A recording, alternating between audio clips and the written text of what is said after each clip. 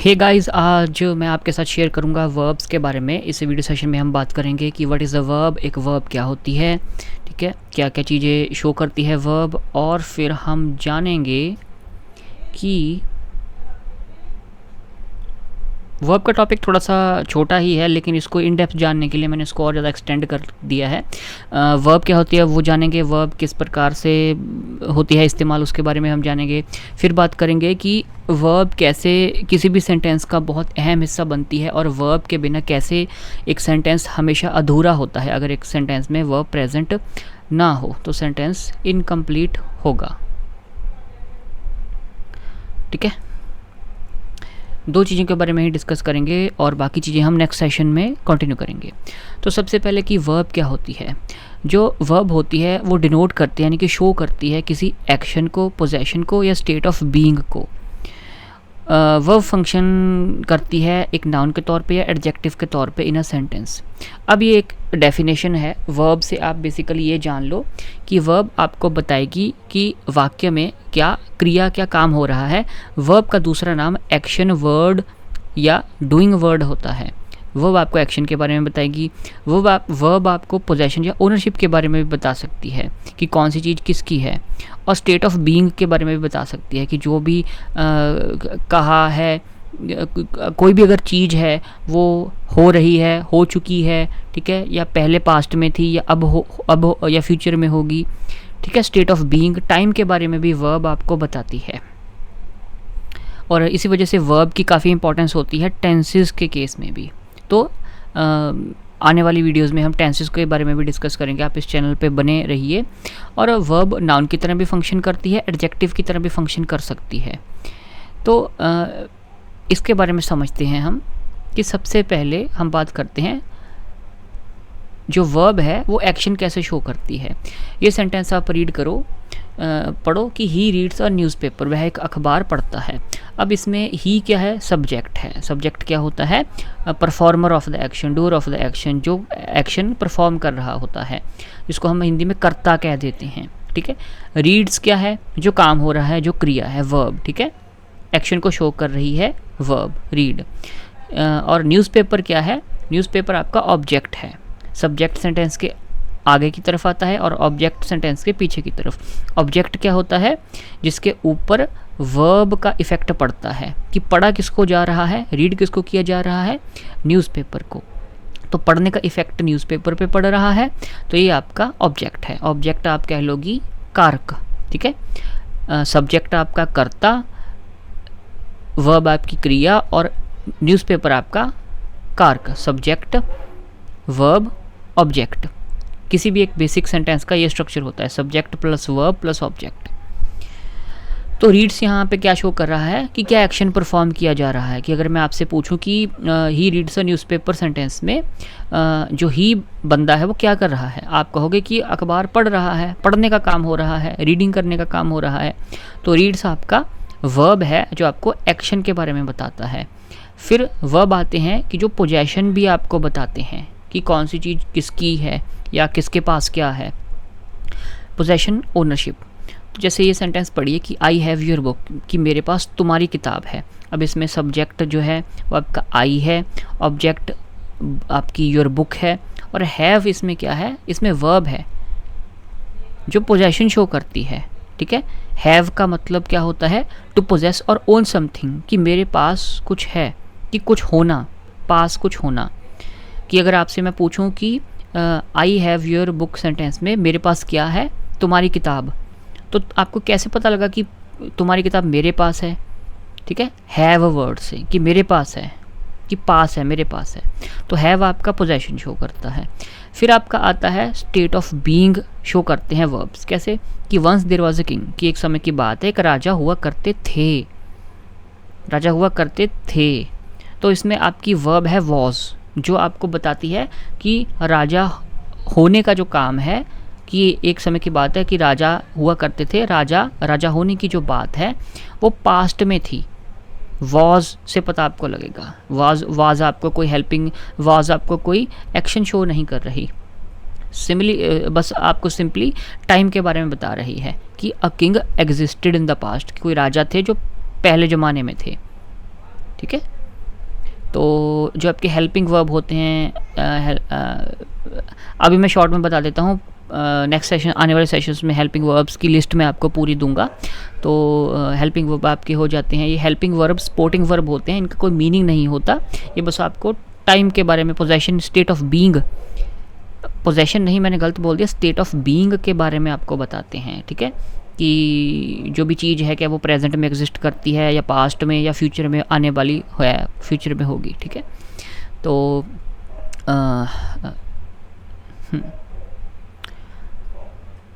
तो ये कुछ एग्जांपल्स दी गई हैं हेल्पिंग वर्ब्स की, इज, एम, आर, वॉज, वर। ठीक है, अगर मैं कहूँ कि देयर इज़ अ किंग, तो इसमें वर्ब आपकी इज़ है और ये आपको स्टेट ऑफ बीइंग बता रही है कि देयर इज़ अ किंग, ये एक राजा हैं, अब भी हैं, पहले नहीं थे या आने वाले समय में नहीं होंगे, अभी हैं वो अवेलेबल। तो ये उनकी प्रेजेंस के बारे में बताती है।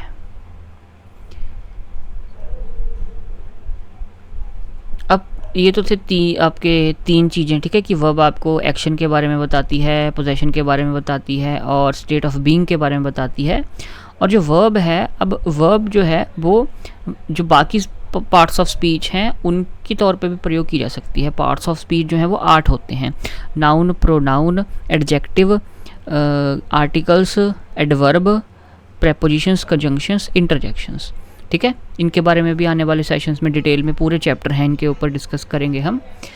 तो यहाँ पे कहने का मतलब है कि कई बार ऐसा होता है कि जो वर्ब है वो नॉर्मल वर्ब की तरह काम नहीं करती, कि आपको एक्शन के बारे में क्लियरली नहीं, एक्शन के बारे में आपको क्या अगर एब्सोल्युटली नहीं बताती। ठीक है, वर्ब की तरह नहीं काम करती कि वो एक्शन के बारे में बताए या पोजेशन के बारे में बताए या स्टेट ऑफ बीइंग के बारे में बताए। उल्टा वर्ब कुछ टाइम पे आपका कभी कभी नाउन के तौर पे और एडजेक्टिव के तौर पे भी काम कर देती है। नाउन क्या होता है, पहले सेशन में मैंने डिस्कस किया था कि नाउन किसी भी person, place, thing, system, concept या आइडिया का नाम हो सकता है, किसी भी चीज़ का नाम हो सकता है। और एडजेक्टिव क्या होता है, ये विशेषण होता है जो किसी नाउन या प्रोनाउन की क्वालिटी के बारे में हमें बताता है। ठीक है, उसको डिस्क्राइब करता है। एडजेक्टिव को हम डिस्क्राइबिंग वर्ड्स कहते हैं और नाउन को हम नेमिंग वर्ड्स कहते हैं। Name of anything is noun and words that describe the quality of noun और प्रोनाउंस आर कॉल्ड एडजेक्टिव्स। तो वर्ब आपका नाउन या एडजेक्टिव के तौर पे कैसे काम करता है।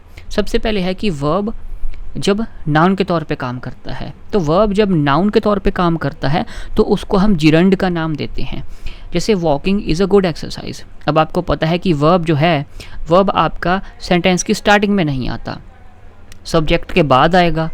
ठीक है, या वर्ब पहले आएगा और ऑब्जेक्ट बाद आएगा। कहने का मतलब ये है कि वर्ब सेंटेंस की स्टार्टिंग में नहीं आएगा। अब वर्ब तो सेंटेंस की स्टार्टिंग में आ गया, सब्जेक्ट की प्लेस पे आ गई वॉकिंग, चलना। ठीक है, वॉकिंग आपका सब्जेक्ट के प्लेस पे आ गई स्टार्टिंग पे। तो वॉक जो है आपका रूट वर्ब है, जैसे वॉक, वॉकड, वॉकड होता है ना। तो वॉक आपका सब्जेक्ट, वॉक आपका, वॉकिंग आपकी वर्ब है। अगर हम नॉर्मली अकेले इसको वर्ड को देखें, अगर मैं किसी से भी पूछूं कि walking is a good exercise, अब इसमें एक्शन क्या है, वॉकिंग, वर्ब बन जाएगा नॉर्मली। ठीक है, लेकिन वॉकिंग आपका सबसे पहले है, सेंटेंस की स्टार्टिंग में आ रहा है, सब्जेक्ट की प्लेस पे आ रहा है। ठीक है, तो ये आपका नाउन बन जाएगा, एक चीज़ का नाम हो गया वॉकिंग। नाउन के तौर पे ये वर्ब एक्ट कर रही है, जिरंड बन जाएगी। और जिरंड ये होगी कैसे, कि जो आपका वॉक है रूट वर्ब है, इसके पीछे आईएनजी लग के। जिरंड होते क्या हैं, जिरंड आपके ऐसे वर्ब्स होते हैं जिनके पीछे आईएनजी लगता है और ये नाउन की प्लेस पे आते हैं। एक बार फिर मैं रिपीट कर दूं, जिरंड आपके ऐसे वर्ब्स होते हैं जिनके पीछे आईएनजी लगता है और ये नाउन की प्लेस पे आते हैं, नाउन के तौर पे इस्तेमाल होते हैं और ये सब्जेक्ट की प्लेस पे आते हैं। अब इसमें हेल्पिंग वर्ब इज़ है, क्योंकि वॉकिंग इसमें वर्ब जो है ये नाउन कैसे बन गया, क्योंकि वॉकिंग यहाँ पे किसी एक्टिविटी का नाम है और नेमिंग वर्ड बन गया तो नाउन ऑब्वियसली ये बन जाएगा। यहाँ पे और एक्सप्लेन किया गया है क्योंकि सिंस जो वॉकिंग वर्ड है it acts like a thing या एक्टिविटी नेम, तो walking functions as a noun. और जो ये वर्ब है जिसके पीछे आईएनजी लग रहा है और ये नाउन की तरह काम कर रहा है, सब्जेक्ट की प्लेस पे आ रहा है, तो उसको जिरंड कहते हैं। जैसे स्विमिंग इज़ फन, ठीक है, स्विम करना आपको पता है कि एक वर्ब है, लेकिन आपका इसके पीछे स्विम है वर्ब, ठीक है, इसका जो रूट वर्ब है स्विम है, और इसके पीछे आईएनजी लग गया और ये सब्जेक्ट की प्लेस पे सेंटेंस के आगे की तरफ आ रहा है, किसी चीज़ का नाम बन गया, स्विमिंग इज़ फन, ठीक है, स्विमिंग चीज़ का नाम बन गया, तो ये नाउन के तौर पे काम कर रहा है। तो वर्ब है, पीछे आईएनजी है, सब्जेक्ट की प्लेस पे है, नाउन की तरह काम कर रहा है, तो ये जिरंड कहलाएगा। अगर मैं यहाँ पे लिखूँ कि ही इज़ रीडिंग अ की बुक, कि वो एक किताब पढ़ रहा है, अरे लग जा full stop. He is reading a book, अगर मैं ये सेंटेंस लिखूँ तो इसमें ही क्या है, सब्जेक्ट जो रीड करने का काम कर रहा है, बुक क्या है आपका, किताब क्या है, ऑब्जेक्ट, रीड किसको किया जा रहा है, और रीड करना आपका वर्ब है, एक्शन है, ठीक है। यहाँ पे रीडिंग आपकी क्या है, रीडिंग आपकी यहाँ पे वर्ब है। लेकिन जो ये वाला सेंटेंस है कि रीडिंग इम्प्रूव्स नॉलेज, ठीक है, रीडिंग इम्प्रूव्स नॉलेज, जो ये वाला सेंटेंस है इसमें आपको लगेगा रीडिंग वर्ब है, लेकिन रीड के पीछे आईएनजी है, सब्जेक्ट की प्लेस पे आ रहा है सेंटेंस की आगे की तरफ, और ये एक एक्टिविटी का नाम बन गया, रीडिंग नाम बन गया एक्टिविटी का, तो ये नाउन बन गया। तो आपको पहचान होनी चाहिए, वर्ब है, आईएनजी है, सब्जेक्ट की प्लेस पे है, सब अपना सेंटेंस की अगली तरफ आ रहा है, और ये नाम बन गया किसी चीज़ का, एक्टिविटी का, तो ये आपका जिरंड बन जाएगा। वैसे ही डांसिंग इज़ एन्जॉयबल में डांसिंग आपका जिरंड है कि वर्ब यूज़ हो रहा है नाउन की तरह। फिर आपके आते हैं verb acting as a noun gerund की तरह। फिर आपके ये भी आते हैं verb acting as a noun infinitive की तरह। ही वॉन्ट्स टू ईट, वो खाना चाहता है। अब इसमें वांट्स क्या है, मेन वर्ब है, काम क्या हो रहा है, किसी चीज़ को चाहा जा रहा है। He wants to eat food, अब इसमें he wants to eat, wants इसमें क्या है, मेन वर्ब है। अब इन्फिनिटिव इसमें टू ईट बन जाएगा, ठीक है। टू ईट आपका नाउन की तरह काम कर रहा है क्योंकि it is the thing he wants, कि वो क्या वॉन्ट कर रहा है, टू ईट। तो टू ईट एक इन्फिनिटिव है जो नाउन की तरह काम कर रहा है, ठीक है। तो इसको आप कैसे समझ लो कि टू के बाद जब वर्ब लग जाती है तो वो इन्फिनिटिव बन जाती है, नाउन की तरह काम कर रही है वर्ब, ठीक है। इन्फिनिटिव एक तरह की वर्ब ही होती है जिसमें टू के बाद वर्ब आती है, इसको आप ऐसे समझ लो, ठीक है। हम बात कर रहे हैं कि जो नाउन है वो आपका किसकी तरह काम कर रहा है, वर्ब की तरह काम कर रहा है। तो इस केस में एक तो आपका जिरंड होता है जिसमें आपका वर्ब के पीछे आपकी आईएनजी लगी होती है और वर्ब आपकी सब्जेक्ट की जगह आती है, ठीक है, सेंटेंस के फ्रंट में, और ये किसी एक्टिविटी का नेम बन जाता है। और दूसरा तरीका है नाउन वर्ब की तरह काम कब करता है, जब FINITIVE जब इन्फिनिटिव की बात होती है।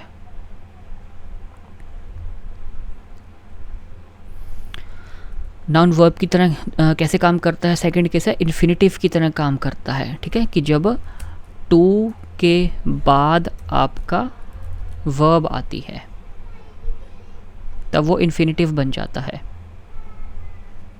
जैसे आई लाइक टू प्ले में वर्ब क्या है, टू प्ले, और ये वर्ब कौन सी है, इन्फिनिटिव वर्ब, क्योंकि यहाँ पे नाउन की तरह काम ये कर रही है। शी वॉन्ट्स टू स्टडी, अब वॉन्ट्स इसमें मेन वर्ब है, टू स्टडी इन्फिनिटिव है।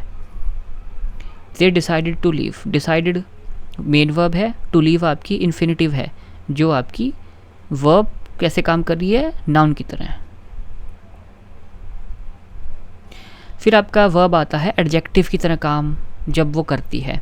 तो एक वर्ब जब एडजेक्टिव की तरह काम करती है तो वो पार्टिसिपल कहलाती है, ठीक है। जब एक जो वर्ब है वो आपका एडजेक्टिव यानी कि विशेषण की तरह काम करती है तो वो पार्टिसिपल कहलाती है। एक वर्ब जब एडजेक्टिव की तरह विशेषण की तरह काम करती है, विशेषता बताती है जब एक वर्ब, कह लीजिए किसी नाउन की, तो वो पार्टिसिपल बन जाती है। जैसे I saw a burning train, मैंने एक जलती हुई रेलगाड़ी देखी। अब इसमें सॉ क्या है, सबसे पहले आई क्या है, आई आपका प्रोनाउन है, कह लीजिए कि सब्जेक्ट है, और सा क्या है, देखा, यह आपका मेन वर्ब है। अ बर्निंग ट्रेन, एक जलती हुई ट्रेन। अब अगर मैं आपको कह दूं कि द पेपर इज़ बर्निंग, कागज़ जल रहा है। अब इसमें बर्निंग आपकी वर्ब है क्योंकि वो क्रिया काम के बारे में बता रही है। काम क्या हो रहा है, कागज़ का जलना। तो इस केस में बर्निंग आपकी वर्ब है, मेन वर्ब है। लेकिन यहाँ पे कहा गया है I saw a burning train, मैंने जलती हुई रेलगाड़ी देखी। अब यहाँ पे जो बर्निंग आपकी वर्ब है ये एक तरह से ट्रेन की विशेषता बता रही है कि मैंने ऐसी वैसी कोई एरी गैरी ट्रेन नहीं देखी, मैंने ऐसी ट्रेन देखी है जो जल रही है, अ बर्निंग ट्रेन। तो जब वर्ब आपकी एक नाउन की विशेषता बताए, एडजेक्टिव की तरह काम करे, तो वो आपकी पार्टिसिपल बन जाती है। ठीक है, तो जब वर्ब एक एडजेक्टिव की तरह काम करे, नाउन की विशेषता बताए, तो वो पार्टिसिपल बन जाती है। अब पार्टिसिपल का भी फॉर्मेट वही है, ठीक है, कि पहले वर्ब आएगी और उसके बाद आईएनजी आएगी। ठीक है, बर्निंग जो वर्ब है वो ट्रेन को डिस्क्राइब कर रही है कि कैसी ट्रेन देखी, जलती हुई।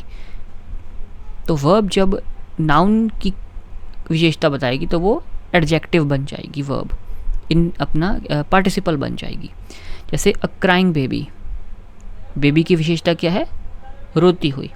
तो क्राइंग इसमें आपका एडजेक्टिव की तरह वर्ब काम कर रही है, यानी कि पार्टिसिपल है ये। ठीक है, running horse, broken chair, tired man. तो क्राइंग, रनिंग, ब्रोकन, टायर्ड, ये सभी वर्ब्स हैं जो बेबी, हॉर्स, चेयर और मैन की विशेषता बता रही हैं। वर्ब्स जब नाउन्स की विशेषता बताएगी, क्वालिटी बताएगी, तो वो एडजेक्टिव की तरह काम कर रही है, यानी कि वो वर्ब आपकी पार्टिसिपल वर्ब कहलाएगी। अब आपको कुछ कन्फ्यूजन हो रही होगी, अगर नहीं कन्फ्यूजन हो रही होगी तो मैं क्रिएट कर देता हूँ। जैसे सबसे पहले हमने बात की थी वर्ब जब नाउन की तरह काम करती है, तो एक हमारा केस था वो किसका केस था, जिरंड का, GURUND। ठीक है, फिर था वर्ब जब एडजेक्टिव की तरह काम करती है तो वो पार्टिसिपल कहलाती है। अब जिरंड के केस में जिरंड कैसे बनती थी, वर्ब के साथ ING ही लगता था। और पार्टिसिपल कैसे बनती थी, इसमें भी वर्ब के साथ ING ही लगता था। ठीक है, तो पार्टिसिपल के केस में वर्ब के साथ आपका ING लगा हुआ होता था, और आपका जिरंड के केस में भी ING ही लगता था। तो दोनों में फ़र्क क्या है, जिरंड और पार्टिसिपल में फ़र्क क्या है?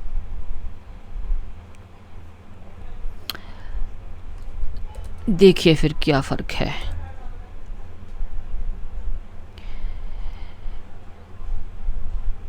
जो जिरंड है, माना कि वर्ब के साथ ING ही आएगी, लेकिन वर्ब के साथ ING जो आएगी वो आपका सेंटेंस के आगे की तरफ आएगी।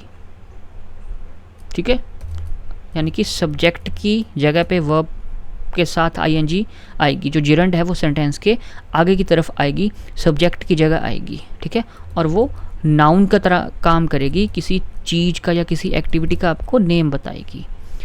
और जो आपकी पार्टिसिपल है ये भी वर्ब प्लस ING होता है, लेकिन ये आपकी किसी नाउन की क्वालिटी बताएगी, किसी नाउन की क्वालिटी बताएगी। जो पार्टिसिपल है ये आपका कभी भी सब्जेक्ट की जगह पे नहीं आएगी। ठीक है, जो जिरंड है ये आपको आगे की तरफ देखने को मिलेगी, सेंटेंस के सब्जेक्ट की जगह पे आएगी और नाउन की तरह काम करेगी। और जो पार्टिसिपल है ये आपका नाउन की क्वालिटी के बारे में बताएगी, और ये कभी भी सब्जेक्ट की जगह पे नहीं आएगी। ये डिफरेंस है। तो इनका आप स्क्रीनशॉट ले सकते हैं, ठीक है, इन टेक्निकल बातों का, जैसा आपको ठीक लगे।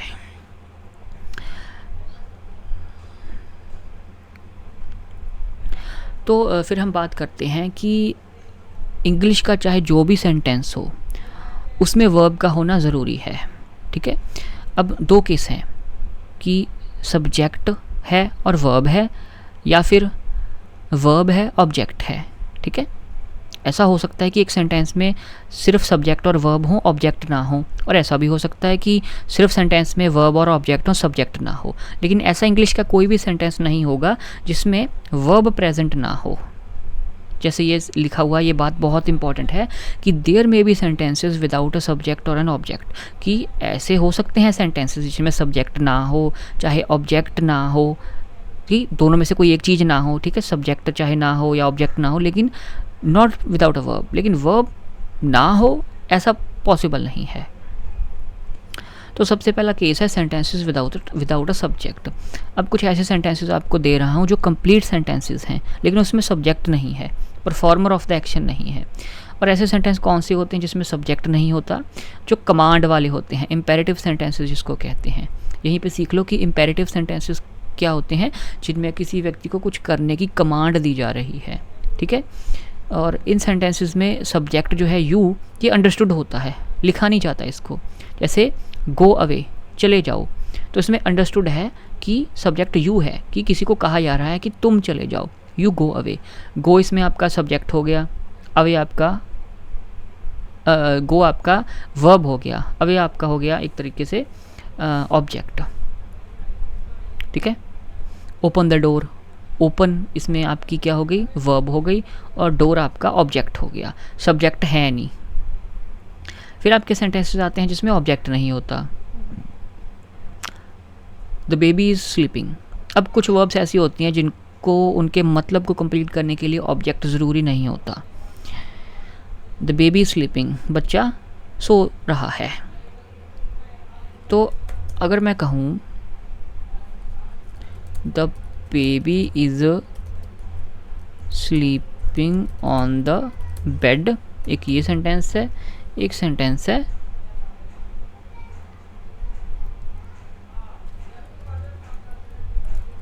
The baby is sleeping. पहले सेंटेंस का मतलब हो गया कि बच्चा सो रहा है बिस्तर पर, दूसरा है कि बच्चा सो रहा है। दोनों सेंटेंस कंप्लीट हैं, लेकिन पहले सेंटेंस में आपका द बेबी सब्जेक्ट है, स्लीपिंग आपकी वर्ब है, और ऑन द बेड आपका ऑब्जेक्ट हो गया। सब्जेक्ट वर्ब ऑब्जेक्ट तीनों हैं।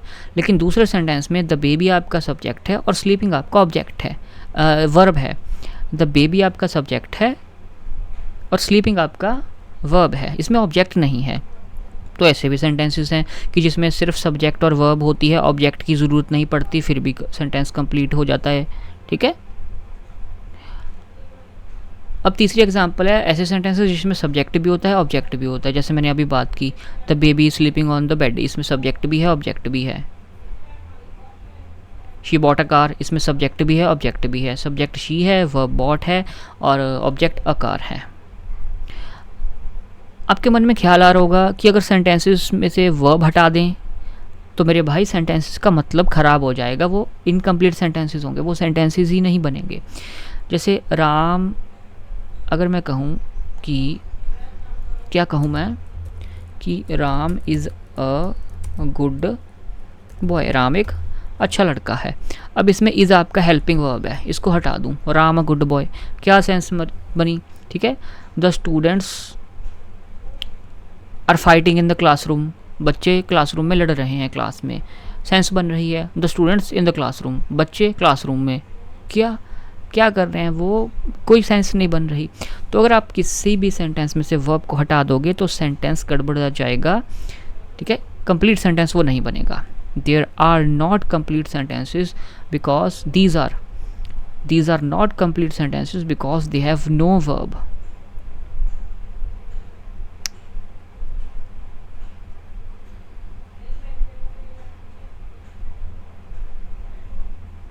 तो फॉर्म्स ऑफ वर्ब के बारे में हम नेक्स्ट वीडियो सेशन में डिस्कस करेंगे, और अगली वीडियो का लिंक मैं इस वीडियो के नीचे डाल दूंगा, आप ठीक है सीरियल वाइज देख सकोगे। और आप पिछले सेशंस जो भी डिस्कस हो चुके हैं उनकी प्लेलिस्ट का लिंक आपको इस वीडियो के डिस्क्रिप्शन में आपको मिल जाएगा, आप देख सकते हैं। नाउन्स, प्रोनाउंस, एडजेक्टिव्स, ठीक है, आर्टिकल्स के बारे में हम ऑलरेडी डिस्कस कर चुके हैं, तो पूरी प्लेलिस्ट का लिंक इस वीडियो के डिस्क्रिप्शन में आपको मैं दे दूंगा। आप इस चैनल को सब्सक्राइब कर सकते हैं, अपने दोस्तों के साथ शेयर कर सकते हैं, जो भी आपके साथी हैं, ठीक है, इंग्लिश में उनकी हेल्प हो जाएगी। और ये चैनल मुझको आप फीडबैक ज़रूर दीजिएगा कमेंट सेक्शन में कि आपको वीडियोस आपके लिए वैल्यूएबल साबित हो रही हैं कि नहीं। और थैंक यू वेरी मच।